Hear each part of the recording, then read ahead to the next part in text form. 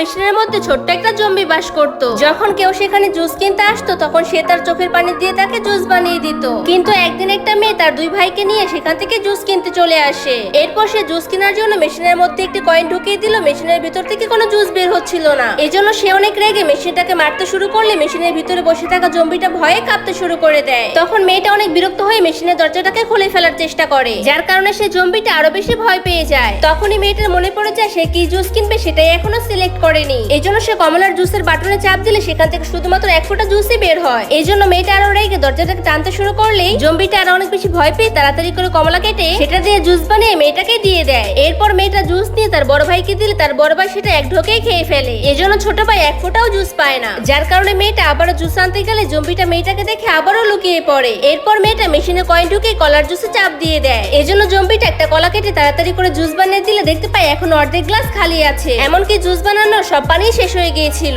এজন্য সে জলদি করে একটি পেঁয়াজ কেটে তার চোখের উপরে লাগিয়ে দেয়, যার কারণে তার কান্না চলে আসলে চোখের পানি দিয়ে সম্পূর্ণ জুসটিকে বানিয়ে ফেলে। এরপর মেয়েটা তার জুস নিয়ে যখন সেখান থেকে চলে যায় তখনই ছোট জম্বিটা মেশিন থেকে বের হয়ে অনেক কান্না শুরু করে দেয়। যাওয়ার আগে আপনি জম্বি নাকি মানুষ সেটা কমেন্ট করতে ভুলবেন না।